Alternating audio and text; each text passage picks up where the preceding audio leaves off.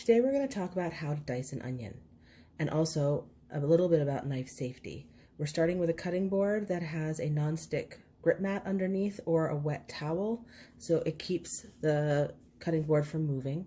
You're going to start with the sharpest knife you have, set up a waste bowl for all of your scraps, and we're going to start with an onion.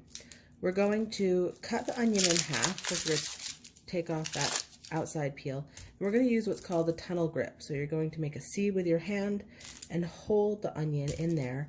And then your knife is going to go through the tunnel, right through, right down the center. So now we have the inside of the onion, and you can see this is the root ball end. And we want to keep that intact, and you'll see why later. But we can trim off this part, and as Shrek says in the movies, onions have layers, and so you can see that there maybe are not some great layers in here, so we're going to look and see. Flip your onion onto its flat side and just trim just the end of the root ball off so we can get the skin off.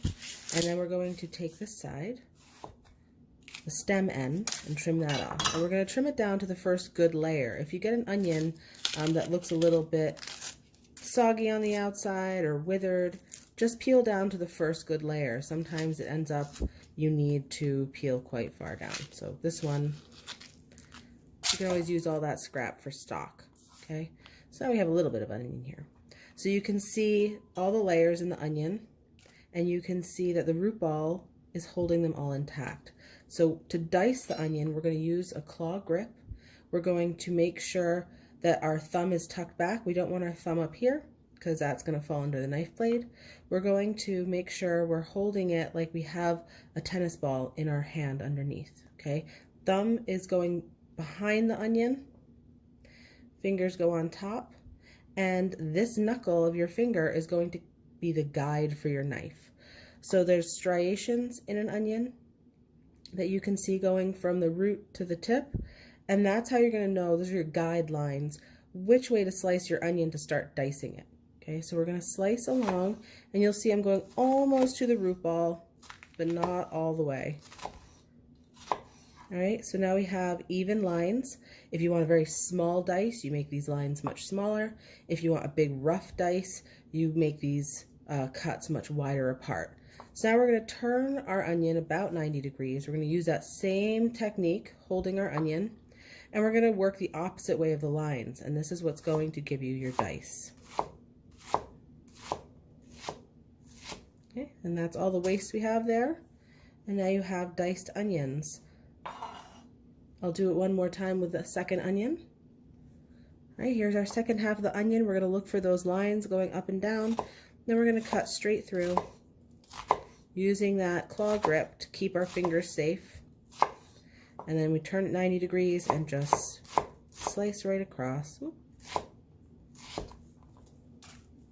Then we have a dice. All right, next up I'll be doing garlic. Welcome back. This is a whole head or bulb of garlic.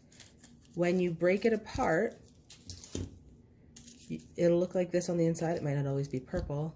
And each piece that you pull off is called a clove. And so most times in recipes, they will call for an amount of garlic in the form of a clove. So I'm going to show you the best way to peel and chop garlic. It can be kind of sticky, so it's a little tricky, but you can see one end has a flat side and one side is pointy. What you want to start off by doing is trimming off that stem end or the root end, okay? So we've trimmed that, and you're going to take the flat of your knife and you're going to hold it flat against the garlic and just give it a light tap. And depending on how fresh your garlic is, the skin you might need to bash it a little harder to get the skin off. Okay, sometimes you have a little blemish, we'll just trim that off. Again, I have my waste bowl ready for all of our scraps. Depending on what you want to do with your onion, with your garlic, will dictate what you end up cutting. So for now, we'll do sliced garlic. So you just, again, holding a claw grip, keep those fingers out of the way, especially your thumb. Once you get to a point where you can't hold onto the garlic anymore, you turn it on its flat side. Anytime you create a flat side, you're going to have a safer food to cut. Okay, so now we have nice sliced garlic. That's good for a quick pasta sauce with just a little garlic and olive oil, a little cheese, okay? But say we want diced or minced garlic, because we see that a lot. So we'll take our slices and we'll stack a couple and we'll go right across. Okay, so now we have little matchsticks. This is called a julienne.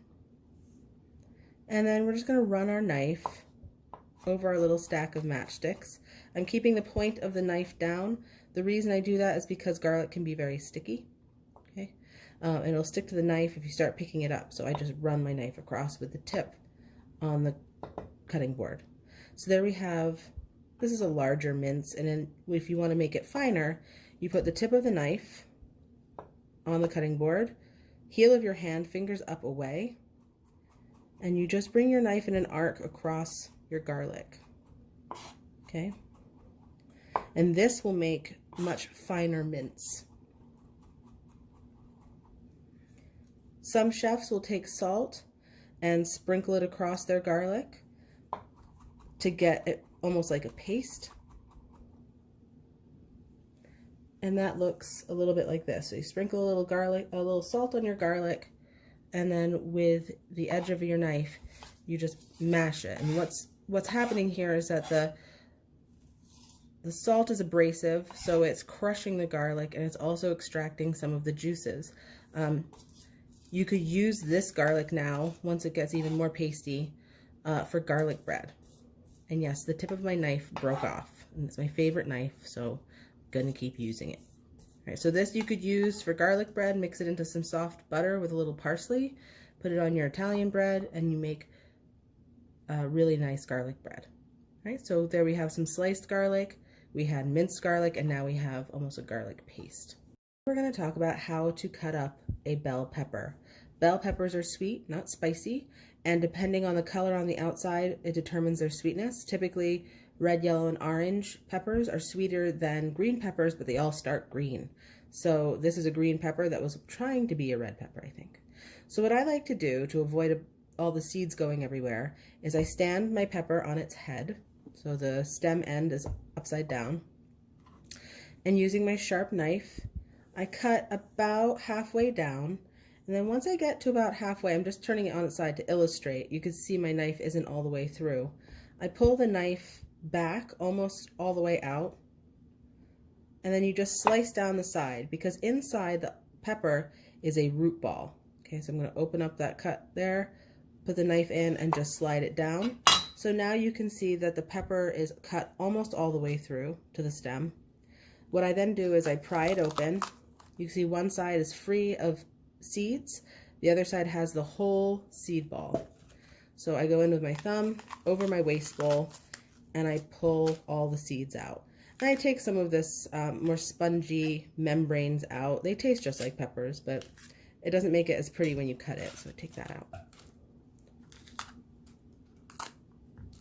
So, say your recipe calls for sliced peppers, right? Or julienne, or pepper strips. They're all about the same thing. What I do is easier to cut a pepper from the inside out, especially if your knife isn't very sharp. So you're going to hold it up so that the cut side is facing away, and you're going to cut along the inside of your pepper to the width that you want. So this would be considered a julienne pepper, or pepper strips. I would use this for fajitas, right? Or a salad, you know, like a tray, a crudité platter. So now we have our julienne peppers, but now the recipe, a different recipe, is saying that they want diced peppers. So now you have your julienne strips, and what you're gonna do, you don't have to hold all of them at the same time. You're just going to hold a stack of them together, and using that claw grip, you're gonna hold the stack of peppers together, and you're going to cut across. So now we have a larger dice, but that would be good for a chili, right? Something like that would be good for a chili, tomato sauce if you put peppers in your sauce. So now we have strips, we have a large dice, but if the recipe calls for a finer dice, you're going to start by making your julienne. Most dices start with julienne of some kind. You're going to cut right across. So the thinner your julienne, the smaller your dice will be. Okay, and the smaller the dice, So we'll trim off some of this. The smaller the dice, the more it's going to cook away in what you're making. So it really depends if you want to see the pepper in what you're cooking. So obviously we want to see the pepper a lot here. This is for our fajitas or for tacos, right? We want to see our peppers, nice sauteed peppers. If we're making chili, sometimes you do want to see big chunks of veggies in there. So leaving your peppers a little bit bigger will allow them to not just cook away to nothing. But sometimes the recipe may be like tomato sauce. You don't want to see all the veggies in there. So you can cut your veggies a little smaller. And then as they cook in that sauce or whatever it is that you're cooking, you have a much finer dice and they will cook away and you won't see it. They'll leave the flavor, but they won't actually be huge chunks of it. So some people have aversions to that, seeing big chunks of vegetables. I'm thinking toddlers, right? So you can make a much smaller cut. So that is how you cut up a bell pepper, and the rest you can just snack on. Now let's talk about how to cut something that rolls around a lot, like a carrot. It's also a weird shape, so how do you get a dice, which is typically more of a square cut, out of something like this? Well, the first thing we want to do, starting on a secure cutting board, is take our sharpest knife. We're going to cut the ends off, put them in our scrap bowl. And carrots need to be peeled. Some people like to just scrub them down. I prefer to peel them. I just think it's more efficient. It's not that this is any tougher than the inside, but sometimes it tastes a little more bitter. So I'm just going to peel the carrot. And typically you want to hold the carrot at about a 45-degree angle and pull down with some force with your peeler. And then once you have half of the carrot peeled, you just flip it over and peel down the other way. So people eat carrots all kinds of different ways. Obviously we cook with them, but carrots are one of those vegetables that we like to snack on.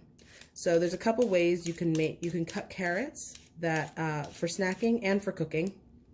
So there's our peeled carrot. Make sure our cutting board stays clear and safe. So we got this rolly thing here, right? And also carrots are pretty tough. They're pretty dense, so they take some force to cut. So you don't want to be pushing into a carrot and have it roll away from you, because then your fingers are underneath the knife. So what I like to do is make it a more manageable size. So I cut the carrot in half. Okay, and using the tunnel grip, that is how you're going to safely cut a carrot. You can cut down the side, but you have to have fairly good knife skills to keep it from rolling away from you. Another option is to make a flat surface with your peeler. So if I took my peeler and just peeled one side, I've now created a flatter surface that is safer for me to cut on. Okay, my carrot isn't going to roll around as much. So the first thing people like to do with carrots is eat them as carrot sticks. So I'm going to cut about a third of the way over on the length of the carrot. Okay, so now we sort of have planks, right? And from here, you can cut them into strips. And you can be as, if these are just for snacking, you can be as pretty or as rough as you want. This is pretty rough, right? We want them to sort of be more uniform if we're presenting them, but if this is for after school snack, this is fine. Okay, so here's our julienne pieces of carrot. And as with most things, when we want to dice them, we start in a julienne. Let's get rid of, there we go. We start in a julienne and then we turn it into a dice. So now we have these nice square pieces of carrot, rough squares anyway. Gather them together and we're just going to dice them. Okay, so that's what you want to do if maybe you're making peas and carrots, right? This looks like what you would get in the freezer bag. So that is a diced carrot. You could also use that for mirepoix, which is onions, carrots, and celery, and it's the base of a lot of French cooking. It creates an incredible aromatic flavor. The next thing you might want to make are carrot rounds. So what we're going to do is create that flat surface again. Clean off your peeler.